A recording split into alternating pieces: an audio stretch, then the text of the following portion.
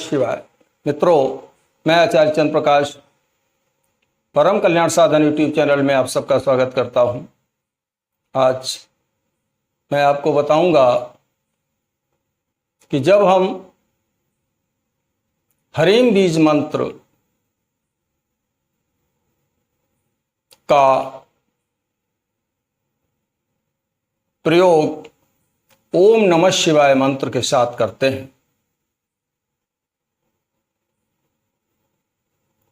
तो उसके क्या परिणाम हमारे सामने आते हैं, क्या प्राप्ति होती है, क्या हमारे साथ घटित होता है, जीवन में हमारे क्या परिवर्तन हो सकते हैं और इस मंत्र का जाप कैसे करें, सावधानियां क्या रखें, इन बातों पर चर्चा करूंगा। चर्चा करने से पहले मेरा निवेदन है कि अगर आप पहली बार चैनल पर आए हैं तो इसे सब्सक्राइब करके बेल आइकन को प्रेस कर दें ताकि आने वाली हर वीडियो का नोटिफिकेशन आपको समय से मिल जाए। वीडियो को लाइक अवश्य किया करना, क्योंकि इससे हमारा मोटिवेशन होता है। ठीक है, तो आइए चर्चा करते हैं। देखिए, हरीम बीज मंत्र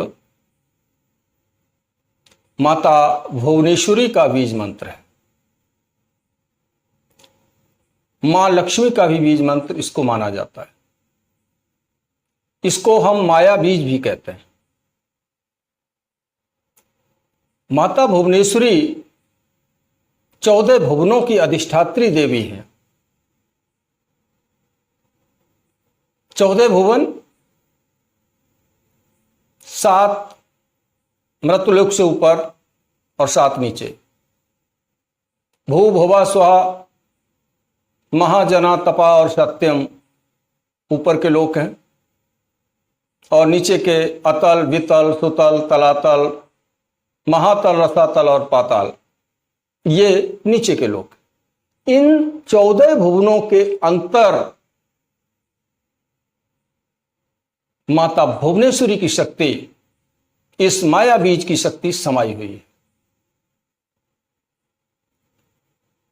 जितना कुछ इन भुवनों के अंदर पाया जाता है वो माता भुवनेश्वरी के अधिकार क्षेत्र में आता है। माता भुवनेश्वरी ब्रह्मा जी की भी अधिष्ठात्री देवी है, और जब हम इसका जप करते हैं तो हमें कुबेर की कृपा भी प्राप्त होती है। जब बीज मंत्र के रूप में हम ओम नमः शिवाय के साथ में इसे जोड़ते हैं तो भगवान शिव, जो परात्पर ब्रह्म हैं, समस्त शक्तियों के स्वामी हैं, समस्त सृष्टि की उत्पत्ति, रक्षा और संहार करते हैं, समस्त ज्ञान के भंडार हैं, जगत गुरु हैं।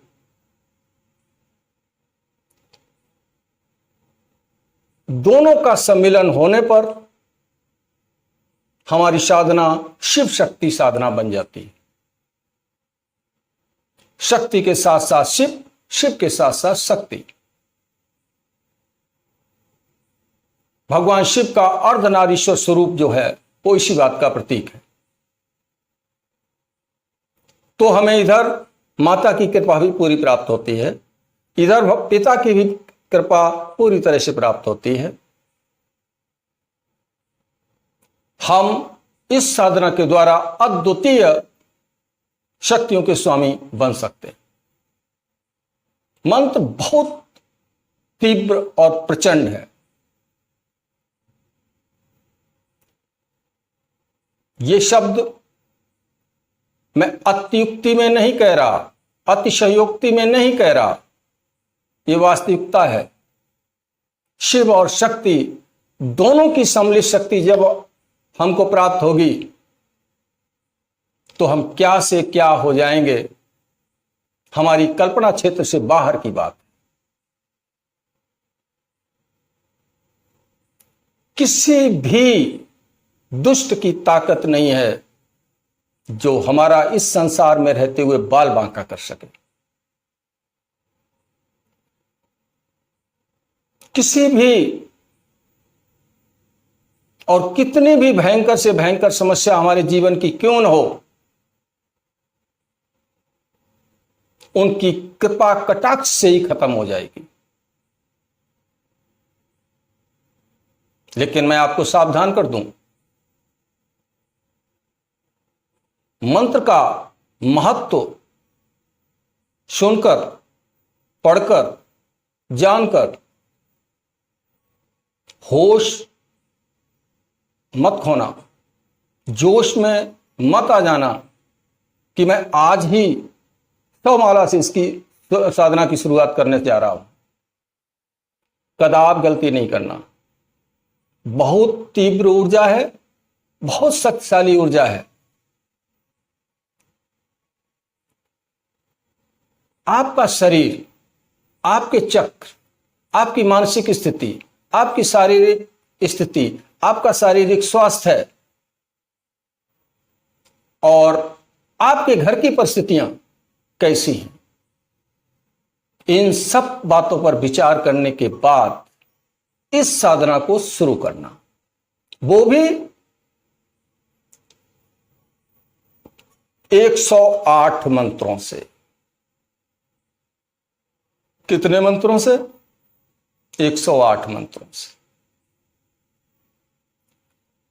क्यों? क्योंकि हमारा शरीर अभी इस लायक परिपक्व नहीं है कि हम इस सम्मिलित ऊर्जा को झेल सकें। मंत्र को कभी हल्के में मत लेना। मंत्र ऊर्जा का भंडागार होते हैं। ये परमाणु बम हैं मंत्र, इनके अंदर अपार शक्ति भरी पड़ी है और जो लोग इसे खिलवाड़ समझ करके मंत्रों को खिलवाड़ समझते हैं, जीवन में धोखा खाते हैं। हालांकि जो ह्रीम बीज मंत्र है माता भुवनेश्वरी का है।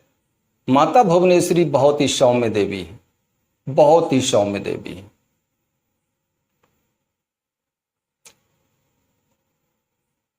लेकिन जब शक्ति शिव के साथ संलग्न हो जाती है तो उसका स्वरूप बदल जाता है। अकेले ह्रीम बीज मंत्र का जाप करें, बहुत सौम्य है, बहुत अच्छे परिणाम आते हैं, बहुत कुछ प्राप्त होता है। भौतिक समृद्धि इतनी अधिक हो जाती है कि आप कल्पना भी नहीं कर सकते। लेकिन शिव के साथ में संयुक्त होने पर, रुद्र के साथ में संयुक्त होने पर उनका स्वरूप बदल जाता है। इसलिए 108 मंत्रों से यह साधना शुरू करें और संकल्प लेकर के ना करें। मैं आपको फिर बता दूं, इस मंत्र की साधना में संकल्प शुरुआत में मत लें, क्योंकि संकल्प का विकल्प होना, संकल्प का टूटना भी साधना के लिए अच्छा नहीं माना जाता। हमारा मनोबल गिरता है। सबसे पहली बात तो यह होती है हमारा मनोबल गिर जाता है।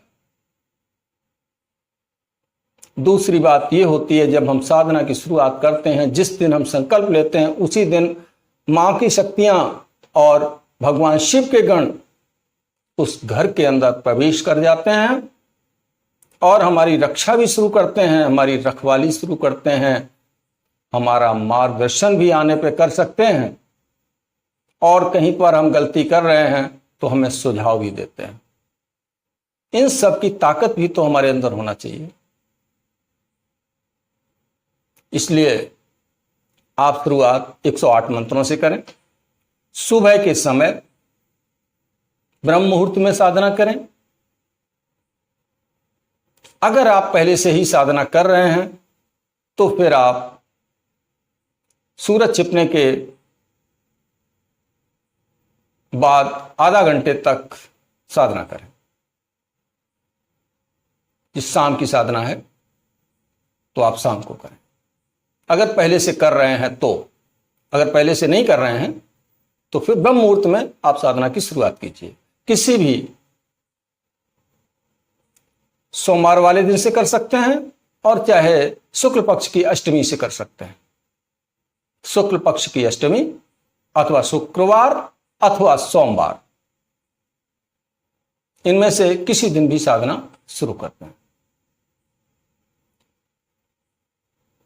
अधिक समय ना लगाएं, साधना में अधिक समय ना दें। चाहे आप रुद्राक्ष की माला पे कर रहे हैं अथवा बगैर माला के जाप कर रहे हैं, तब भी बगैर माला के कर रहे हैं तो आप 10-15 मिनट से ज्यादा समय शुरुआत में ना दें। या फिर 108 माला 108 मंत्रों का जाप करें। देखें, इसका परिणाम बहुत जल्दी आपको दिखाई देगा। परिणाम जो भी मिलेगा स्थायी होगा। आपका शरीर, आपके शरीर को यह मंत्र सूट कर रहा है कि नहीं कर रहा है, स्वयं निर्णय लें, तब आगे बढ़ें। या इसके जो भी विशेषज्ञ हैं उनसे सलाह लेकर के उनके मार्गदर्शन में आप इस साधना को शुरू करें। ठीक है, बहुत ही पावरफुल साधना है, बहुत ही पावरफुल है। मैं इसकी ज्यादा विशेषता नहीं कर रहा हूं, मैं यथार्थता बता रहा हूं। बहुत शक्तिशाली साधना है। हां, जो शक्तिशाली साधना होती है उसके शक्तिशाली परिणाम भी होते हैं। वो ऐसा कुछ भी नहीं रह जाएगा जो आपको प्राप्त न हो सके। आप जो भी इच्छा करेंगे, यूनिवर्स आपको वो सब देने को तैयार है, इंतजार कर रहा है कि कोई मांगने वाला हो, मैं दूं।